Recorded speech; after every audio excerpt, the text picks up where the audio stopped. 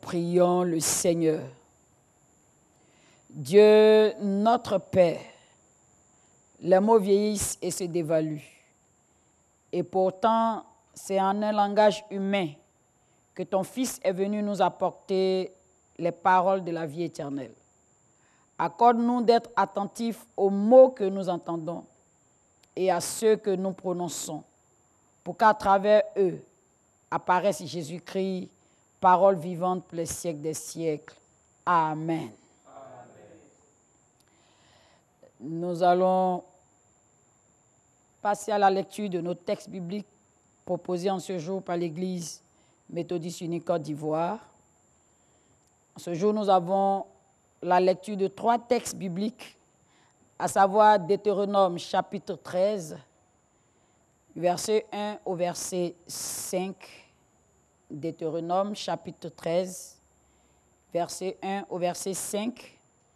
Notre deuxième texte est tiré de 2 Thessaloniciens chapitre 2, verset 1 à 12.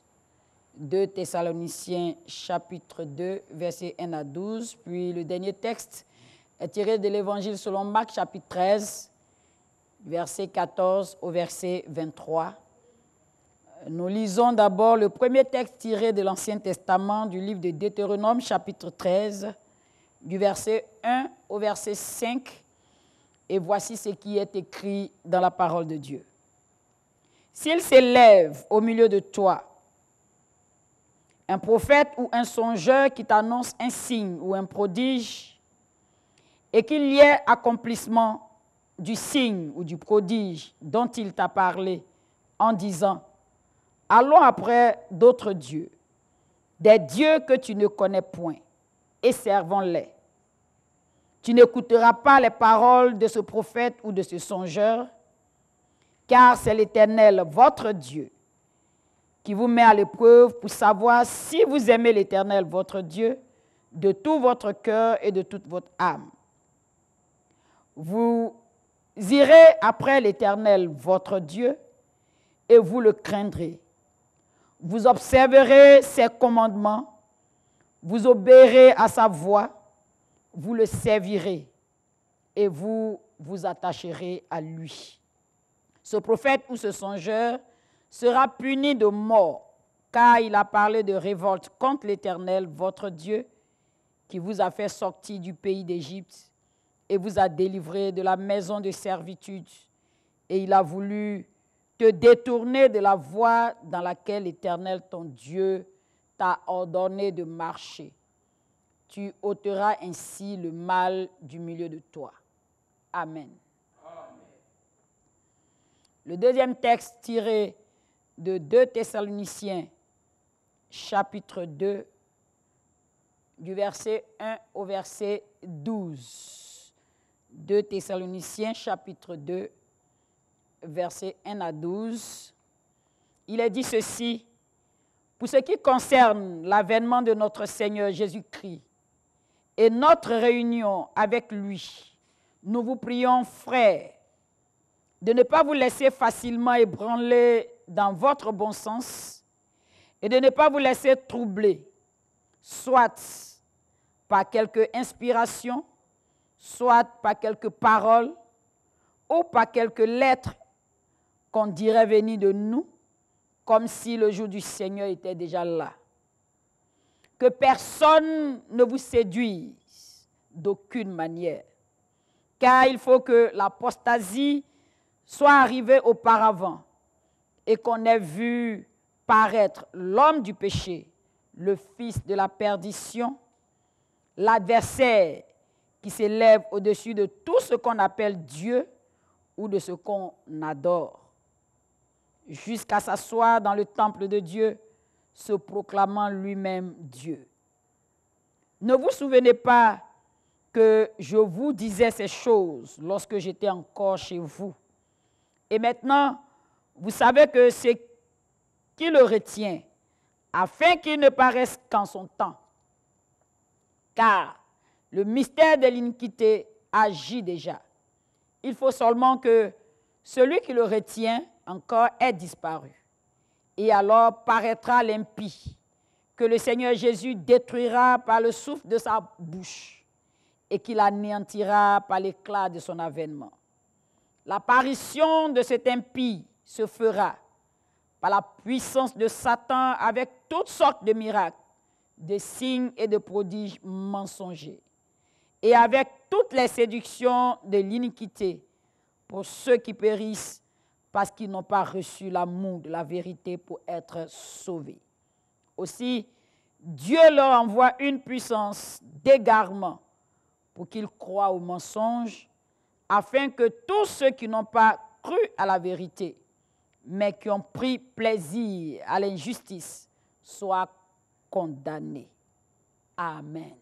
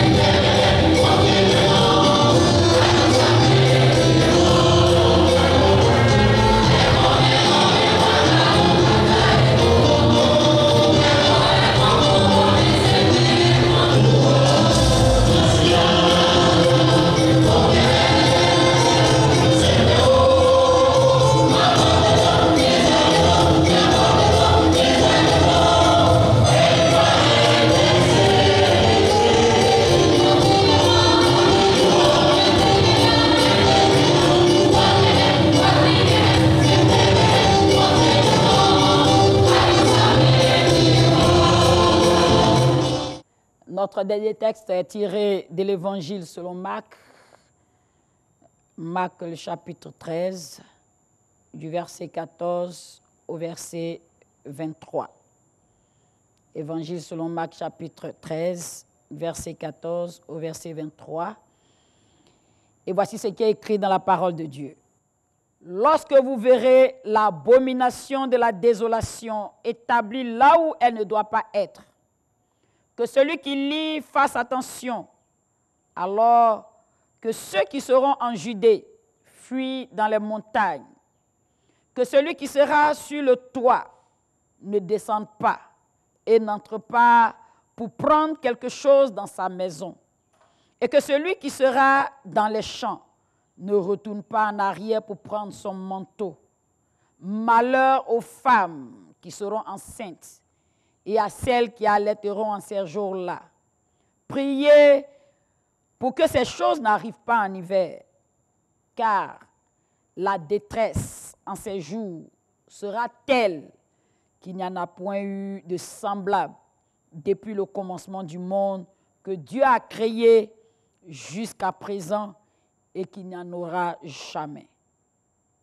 Et si le Seigneur n'avait abrégé ces jours, personne ne serait sauvé, mais il les a abrégés à cause des élus qu'il a choisis. Si quelqu'un veut dire alors, le Christ est ici, ou il est là, ne le croyez pas, car il s'élèvera de faux Christ et de faux prophètes. Ils feront des prodiges et des miracles pour séduire les élus, s'il était possible. Soyez sur vos gardes. Je vous ai tout annoncé d'avance. Seigneur, ta parole est la vérité. Sanctifie-nous par cette vérité. Amen. Bien-aimés dans le Seigneur, je voudrais vous réitérer mes salutations au nom puissant de notre Seigneur et Sauveur Jésus-Christ. Que Dieu vous bénisse au nom de Jésus. Amen. Qu'il bénisse vos activités au nom de Jésus. Amen. Que Dieu bénisse vos familles au nom de Jésus. Amen. En cette année 2019, que chacun de vous expérimente une percée surnaturelle au nom de Jésus-Christ. Aujourd'hui, dimanche 7 juillet 2019, 5e dimanche après la Pentecôte, l'Église nous donne l'opportunité de faire la lecture de 3 textes bibliques, à savoir Deutéronome chapitre 13, du verset 1 à 5, 2 Thessaloniciens chapitre 2, verset 1 à 12, et l'Évangile selon Marc chapitre 13, du verset 14 au verset 23. Et le thème sur lequel nous devons porter nos réflexions est le suivant: prodiges et miracles pour séduire les élus. Nous trouvons donc ce thème dans l'Évangile selon Marc chapitre 13, le verset 22, qui nous dit ceci: car il s'élèvera de faux Christ et de faux prophètes. Ils feront des prodiges et des miracles pour séduire les élus, s'il était possible. Ces propos, bien-aimés, sont ceux du Seigneur Jésus à ses disciples suite à une question à lui poser concernant la fin des temps. Pierre, Jacques, Jean et André ont voulu savoir à quel signe reconnaîtra-t-on que nous nous approchons de la fin des temps. Et le Seigneur Jésus, dans sa réponse, commence par une mise en garde contre des prétendus prophètes et des idolâtres qui viendraient troubler la foi de plusieurs croyants. Et c'est en cela qu'il a insisté au verset 22 de Marc chapitre 13 en disant: car il s'élèvera de faux Christ et de faux prophètes. Ils feront des prodiges et des miracles pour séduire les élus. Bien-aimés dans le Seigneur, qu'est-ce qu'un prodige? Un prodige, c'est un événement surprenant qui arrive contre le cours ordinaire des choses. Une chose extraordinaire, une chose surnaturelle. Le prodige est un miracle dont l'objectif est de créer l'étonnement, l'admiration, la surprise. Par exemple, quelqu'un qui a un seul pied et après une prière, le deuxième pied pousse. Ça, c'est un prodige. Et ce matin, je voudrais prier pour toi, pour que tu expérimentes ton prodige au nom de Jésus-Christ. On nous parle de miracle. Le miracle est un acte de la puissance divine, contraire aux lois connues de la nature. Par exemple, une personne malade que Dieu guérit sans médicament. Ce matin, c'est ton tour au nom de Jésus-Christ. Bien-aimés, nous revenons dans notre texte de base tiré de Marc chapitre 13, verset 14. Dans ce texte, c'est Jésus qui était en train d'enseigner sur les choses qui vont arriver à la fin des temps. Ce qu'on appelle en général l'eschatologie. Jésus donc disait à ses disciples qu'il fallait qu'ils fassent très attention. Pourquoi? Parce que eux, ils ont été choisis, sélectionnés par Dieu pour le suivre et pour conduire plusieurs à lui. Néanmoins, dans les derniers temps, ou encore dans le temps de la fin, des faux Christ et des faux prophètes viendront et manifesteront des miracles et des prodiges, c'est-à-dire qui vont accomplir des actes qui vont produire l'étonnement, qui vont dépasser l'attendement des gens. Ils vont faire des choses que personne ne pouvait s'imaginer qui viennent d'un homme. Et là, la mise en garde du Seigneur, ici, c'est que ces choses vont se produire, mais que leur source n'est pas toujours que c'est de Dieu. Ces miracles et ces prodiges vont se produire. Et déjà, nous voyons cela partout où nous sommes. Sur nos écrans, dans les rues, on a même des témoignages. Mais la source n'est pas toujours de Dieu. Ce qui est de Dieu, il y a toujours des façons de le reconnaître à côté de ce qui n'est pas de Dieu. Quand le Seigneur Jésus parle de prodiges et de miracles pour séduire les élus, en réalité, les élus ici, c'est tous ceux qui sont appelés enfants de Dieu. Ceux qui sont appelés de véritables enfants de Dieu. Ceux qui ont décidé de marcher selon la parole de Dieu. Ceux qui développent une vraie connaissance de Dieu à travers Jésus-Christ. Ceux qui ont accepté de confesser Jésus comme Seigneur et Sauveur de leur vie. Quelquefois, le miracle peut venir à un moment où on s'attend le moins. Et un miracle sous forme de prodige va produire une admiration, un étonnement. Mais celui qui apporte le miracle, comment vit-il après? Qu'est-ce qu'il enseigne? C'est vrai, il y a le miracle, il y a le prodige, le surnaturel, il y a tout ce que tu veux. Mais le surnaturel, il y en a de Dieu, c'est-à-dire Dieu comme source. Mais aussi, il y en a du diable. Ce matin, notre thème, c'est prodige et miracle pour séduire les élus. Donc, il y en a de Dieu et il y en a du diable. Et c'est ceux du diable qui sont prêts à séduire. C'est en cela que Le texte de Deutéronome chapitre 13, versets 1 à 3 nous dit ceci. Si s'élève au milieu de toi un prophète ou un songeur qui t'annonce un signe ou un prodige et qu'il ait accomplissement du signe ou du prodige dont il t'a parlé en disant « Allons après d'autres dieux, des dieux que tu ne connais point, et servons-les. » Tu ne les écouteras pas. Tu n'écouteras pas les paroles de ce prophète ou de ce songeur, parce qu'il te détourne de Dieu.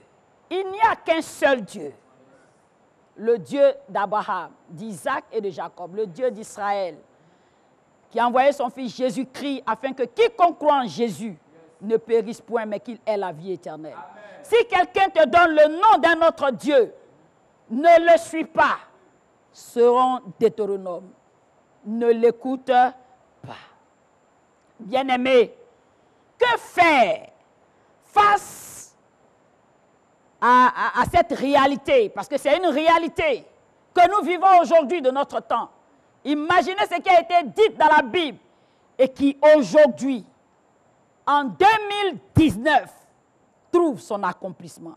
Que faire face à cette situation?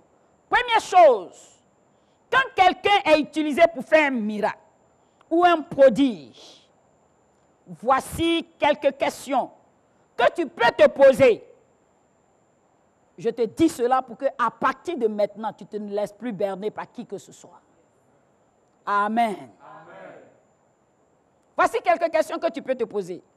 Enseigne-t-il de suivre les enseignements de la Bible, la saine doctrine? Ça, c'est la première question que tu peux te poser. La deuxième chose, le miracle est produit, c'est vrai. Mais est-ce que celui qui l'a fait confesse Jésus comme Seigneur et Sauveur? Est-ce que la personne par qui le miracle est produit reconnaît que Jésus est né d'une vierge? Parce que la naissance virginale de Jésus est une caractéristique du christianisme. Donc si quelqu'un ne reconnaît pas cela, il faut faire attention à lui. Est-ce que cette personne reconnaît que Jésus est mort pour le péché de l'humanité? Est-ce que la personne par qui ce miracle est produit met la Bible au-dessus de tout enseignement humain? Parce qu'on a entendu beaucoup de choses et on entend beaucoup de choses. Les gens qui se prêchent eux-mêmes, des hommes et des femmes. Aujourd'hui, il n'y a plus de distinction. Le diable utilise tout le monde. Est-ce que la personne par qui le prodige est produit confesse que Jésus est ressuscité corporellement? Parce que la résurrection corporelle de Jésus, c'est ce qui fait que l'homme peut espérer en un lendemain meilleur. Si Jésus n'est pas ressuscité, notre foi est vaine. Donc, c'est la résurrection de Jésus. Il y a plusieurs prophètes qui se sont proclamés Dieu, qui ont dit à leurs adeptes, quand je mourrai, 3 jours après je reviendrai, 5 jours après je reviendrai, 1 semaine après je reviendrai. Mais les adeptes ont attendu en vain. Eux-mêmes, ils les ont rejoints. Je ne sais où. Est-ce que cette personne reconnaît que Christ est véritablement ressuscité? Tu ne peux pas dire ou tu ne peux pas faire des miracles et des prodiges et vivre contrairement à ces choses que je viens de citer. Et c'est ainsi que l'Antéchrist, qui a été annoncé par l'apôtre Paul dans 2 Thessaloniciens chapitre 2, versets 1 à 12 que nous avons lu, selon la description de Paul, quand il viendra, il fera de grandes choses pour tromper, pour séduire, pour convaincre, pour persuader, pour éblouir. C'est ce que les hommes aiment. Mais surtout, il va s'opposer à la saine doctrine. Parce qu'il va aller s'installer dans le temple pour prendre la place de Dieu. Bien-aimés dans le Seigneur, que devons-nous retenir à partir de cette mise en garde de notre Seigneur Jésus-Christ? Que devons-nous retenir à partir de cette interpellation du Seigneur? Que devons-nous retenir à partir de cet avertissement? Le Seigneur nous avertit parce qu'il dit la fin de ces personnes est dramatique. L'enfer n'a pas été créé pour les humains. L'enfer a été créé pour le diable et ses démons. Mais qui, voulant séduire les humains, les entraîneront avec eux. Que devons-nous retenir? Première chose que je vois, il faudrait avoir le discernement. Amen. Amen. Demande au Seigneur de t'accorder le discernement, mon frère, ma soeur. Parce que sans discernement, tu es exposé à tous ces faux prophètes, ces idolâtres, ces envoyés du diable. Sans discernement. Le Seigneur accorde le discernement. Il y a le don de discernement. Il dit, demandez. Et moi, je vais vous l'accorder. Il faut demander le discernement dans la prière. Pour avoir le discernement, il faut étudier simplement la parole de Dieu. Il faut avoir une communion véritable avec le Seigneur Jésus. Amen. Amen. Je dis amen. Amen. Aujourd'hui, les chrétiens sont paresseux. Très paresseux. Même pour lire un verset par jour, c'est impossible pour eux. Mais c'est pour cela que on peut vous détourner du véritable Dieu que vous avez accepté, à qui vous avez donné votre vie au commencement. Aujourd'hui, vous êtes devenus paresseux. Il y en a, quand tu leur demandes leur Bible, ça est dans les portables. Ils peuvent lire tous les messages sauf la Bible qui est dans leur portable. Il faut répéter après moi. Ça ne sera pas mon cas aujourd'hui au nom de Jésus. Il faut changer. Dis à Dieu de t'accorder le discernement. Deuxième chose que je voudrais que tu retiennes à partir de cette parole du Seigneur. Satan fait des miracles comme Dieu. Peut-être que tu ne sais pas ça. J'ai dit, Satan fait des miracles comme Dieu. Si je n'ajoute pas comme Dieu, tu vas penser que c'est Satan seul qui fait les miracles. Satan fait des miracles comme Dieu.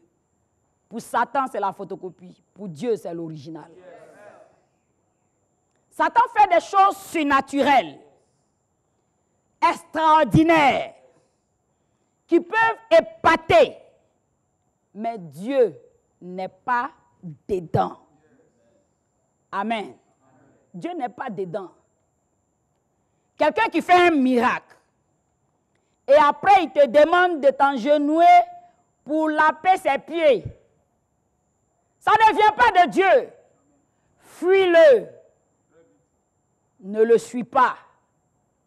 Dieu m'a envoyé ce matin pour te donner cet avertissement. Fuis-le. Dieu ne nous a pas appelés à servir un homme comme nous-mêmes. C'est lui, Dieu seul, que nous devons servir. Notre Dieu est esprit.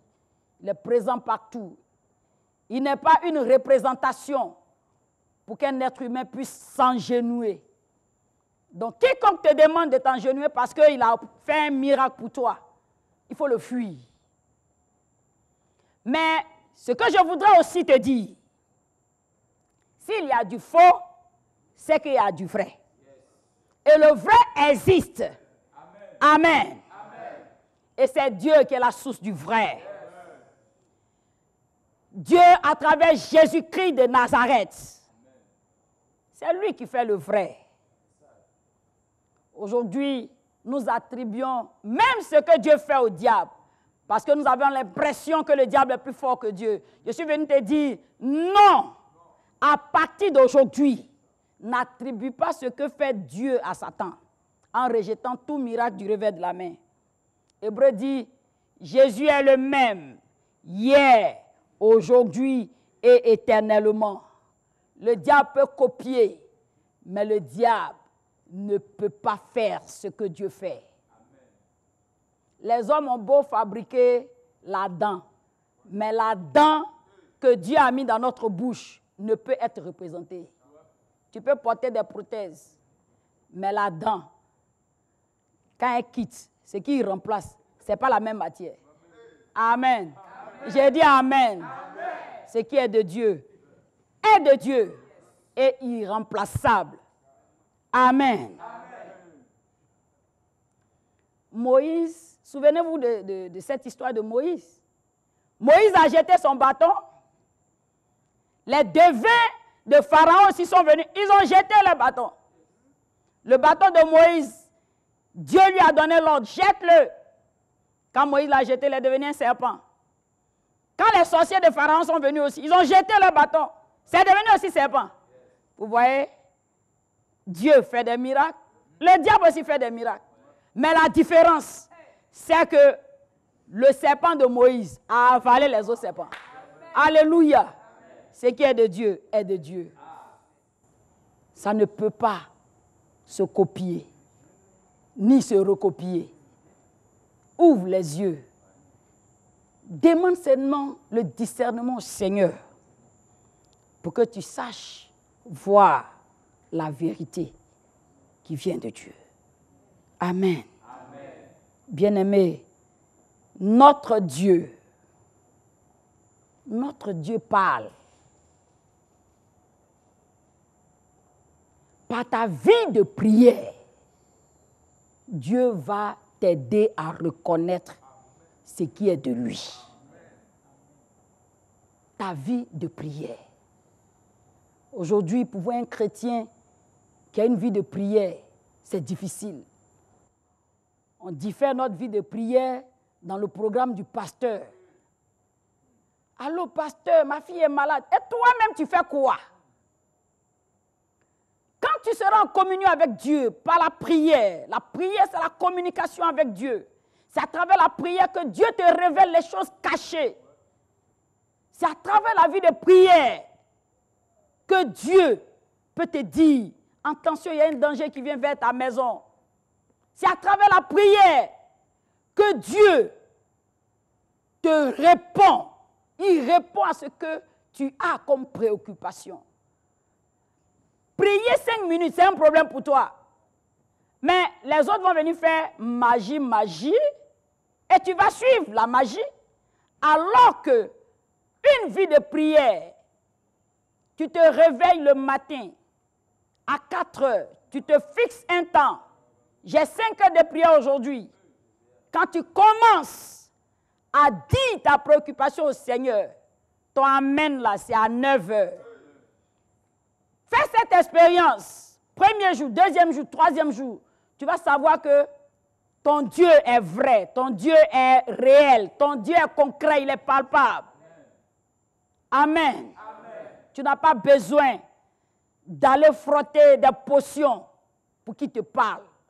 Tu n'as pas besoin d'aller sauter sur des cimetières pour qu'il agisse pour toi. Je dis, mets à part 5 heures par jour et tu verras la gloire de Dieu se manifester pour toi. Amen.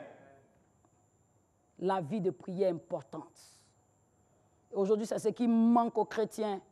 Ils courent à gauche, à droite. Quel miracle tu veux? Le vrai miracle venant de Dieu? Eh bien, mets-toi à part. Mais parle-lui, il t'entend. Il n'est pas mort, il dit il est vivant. Notre Dieu est vivant. Et parce qu'il est vivant, il communique avec toi. Yes. Tu n'as pas besoin d'imposition des mains de quelqu'un qui, à chaque fois qu'il arrive, il a toujours des besoins. Ma télé est gâtée. Ma voiture, là, aujourd'hui, il n'y a pas d'essence. Commence à t'interroger. Donc, sa banque se trouve dans ta maison, même s'il prie pour toi. Il y a des actions qu'on pose. Amen. Dieu nous a donné l'intelligence pour reconnaître ce qui est de lui. Troisième chose que je voudrais toucher. Le Seigneur a annoncé tout ce qui est en train de venir. Celui qui lit sa Bible, qui lit la Bible, j'insiste. Peut-être que toi, tu vas dire, je ne suis pas chrétien. Et Dieu te donne l'opportunité ce matin de m'écouter. Je ne te demande même pas d'être chrétien. La Bible est un livre qui est vendu partout. Paye cette Bible et lis-la. Donne-toi un temps, si tu veux, un chapitre par jour ou même 2 versets par jour. Commence à lire. Quand tu vas lire, tu ne seras pas étonné de tout ce qui nous environne, de toutes les expériences que nous vivons aujourd'hui. Tout est consigné dans la Bible. Nous sommes aujourd'hui le 5e dimanche après la Pentecôte. À la Pentecôte, où nous avons expérimenté le Saint-Esprit qui est descendu sur nous. Au temps des apôtres, quand le Saint-Esprit est descendu sur eux, on a vu qu'ils ont fait de grandes choses. On a vu Pierre qu'on avait mis en prison. Un ange est venu et l'a fait sortir de la prison sans même que les gardes ne s'en rendent compte. On a vu Paul, même l'ombre de Paul pouvait guérir les malades. Le mouchoir de Paul pouvait guérir les malades parce que rempli du Saint-Esprit. On a vu Philippe, un simple diacre, qui avait été choisi pour distribuer du pain, parce que rempli du Saint-Esprit, il s'est retrouvé en Samarie. La Bible dit, péchait Jésus, et des aveugles, des boiteux étaient guéris. C'est ça Dieu l'authentique. Amen. Amen. Je dis Amen. Amen. Aujourd'hui, c'est notre tour. Jésus nous a tout annoncé. Il nous a tout dit. On a la possibilité d'avoir la Bible dans nos mains.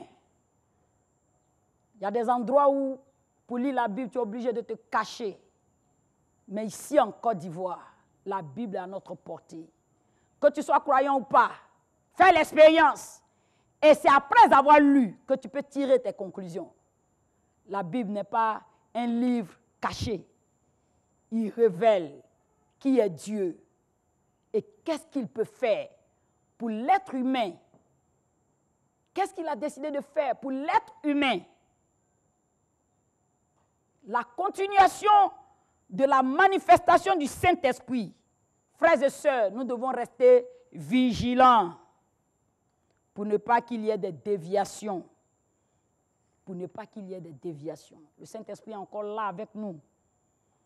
Je voudrais juste partager ce petit témoignage avec vous. Il y a une servante, je peux dire maintenant, en griffe servante du diable parce qu'elle s'est présentée comme étant servante de Dieu. Et elle arrivait dans un village, commençait à prier des miracles extraordinaires, des prodiges, comme je l'ai défini. Tout le monde était stupéfait, étonné de ce qui se faisait au travers de cette femme. Et une jeune dame, avec beaucoup de difficultés, cette dame, dès qu'elle prend une grossesse, elle a tellement de problèmes de santé. La grossesse, c'est comme si elle étouffe avec son bébé. Et donc elle allait vers cette servante de Dieu, qui a prié pour elle et par la suite qui lui a dit, ah, toute ta maison, elle dit tous tes parents, ta grand-mère, ta maman, ta tante, tes frères, tes soeurs, tout le monde est sorcier. C'est eux qui font ça. Moi, je ne suis pas d'accord avec les sorciers. Mais je suis en train de dire un fait réel. Et la jeune dame ramasse ses bagages, elle suit la servante du diable. Ce n'est pas la servante de Dieu.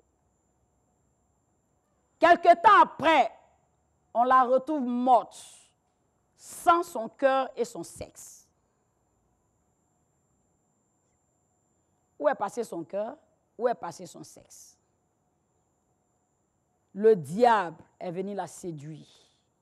Parce qu'elle n'avait pas la connaissance de la parole de Dieu. Elle s'est laissée avoir. Elle est morte cadeau. Il dit, elle est morte comment? Cadeau. Cadeau. On lui a enlevé son sexe. On lui a enlevé son cœur. Pour aller faire qu'elle... je ne sais pas. Et cette servante du diable utilise les organes humains pour avoir la puissance qu'elle a. Je dis, le diable fait des miracles. Comme Dieu. Mais moi, je suis servant de Dieu, je n'ai pas besoin du sexe d'un enfant. Je n'ai pas besoin du cœur de quelqu'un pour que Dieu se manifeste. Je trouve que tu es quelqu'un trop difficile que prier 5 heures. Ou bien, je trouve que jeûner pendant 21 jours est plus facile que d'aller dormir au cimetière. Qu'est-ce que tu cherches? Qu'est-ce que tu veux? Quel pouvoir, quelle puissance tu cherches? Mais la puissance vient de Dieu. Jésus nous a promis, je m'en vais, je ne vous laisse pas orphelin. J'enverrai mon esprit, le Paraclet, le Saint-Esprit. Quand il descendra sur vous, vous serez mes témoins partout. Là où même personne ne comptait sur toi, quand tu es habité par le Saint-Esprit, ta vie change. Amen. Amen. Je dis Amen. Amen. Bien-aimés, le thème c'est miracle et prodige pour séduire les élus. Je prie pour toi ce matin que tout séducteur qui se présente devant ta porte soit brûlé par le feu de Dieu au nom de Jésus-Christ. Quelqu'un qui se présente devant toi, dès qu'il dit Jésus, tu lui ouvres ton cœur et ta porte jusqu'à ce que tu te rendes compte qu'il t'a dévalisé et tu mets tout sur Dieu. Dieu n'a rien à voir avec ça. Il t'a donné tous les rudiments. Il dit, aie une vie de prière, lis la Bible et sois convaincu de qui est Dieu. Jésus dit, prends garde parce qu'il t'a annoncé tout ce qui va arriver. Ce matin, je veux dire simplement que la puissance du Saint-Esprit t'accorde le discernement au nom de Jésus-Christ. À partir d'aujourd'hui, tous ceux qui vont se déguiser pour te détruire tombent au nom de Jésus-Christ. Que le Tout-Puissant qui nous aime et nous avertit t'enlève des griffes des ravisseurs au nom de Jésus-Christ. Aujourd'hui, c'est ton jour de délivrance. Que Dieu ouvre tes yeux. Que les écailles qui sont dans ton cerveau, parce que c'est là-bas que ça commence, et sur tes yeux, tombent au nom de Jésus-Christ. Je veux prier pour toi. Que Dieu démasque tous les faux prophètes, les enchanteurs, les songeurs qui se présenteront à toi et à ta famille au nom de Jésus-Christ. Mes frères et mes sœurs, Jésus a payé le prix pour que personne ne te détourne de la voie du véritable Dieu. Le Dieu tout-puissant, créateur des cieux et de la terre. Le Dieu qui est venu sur la terre par Jésus-Christ, qui a donné sa vie à la croix pour que toi et moi, nous ayons la vie éternelle. Que ce Dieu soit ton protecteur. Amen. Que ce Dieu soit ton gardien. Amen. Que ce Dieu soit celui-là qui soit prêt pour que chaque fois que quelqu'un veuille t'enlever de sa main, que ses anges le soulèvent et le déposent dans le cercueil. Au nom de Jésus-Christ. Que Dieu nous aide. Amen. Que Dieu nous accorde sa faveur. Amen. Que Dieu ouvre notre intelligence. Amen. Et que la sagesse divine nous éclaire. Amen. Je veux prier que Dieu accorde le discernement à tous ceux qui croient en lui. Que le discernement de Dieu ouvre ta vision pour que personne, je dis bien personne, que ce soit un homme, une femme, un enfant, un vieillard, que ce soit même un esprit, un démon, quelles que soient les forces mystiques, quelles que soient les puissances des ténèbres, que personne ne t'arrache de la merveilleuse vie en Jésus-Christ. Que l'amour de Dieu, qui surpasse toute intelligence, nous garde et nous aide à avancer avec lui. Au nom de Jésus-Christ, dis Amen fort. Amen. Prions le Seigneur.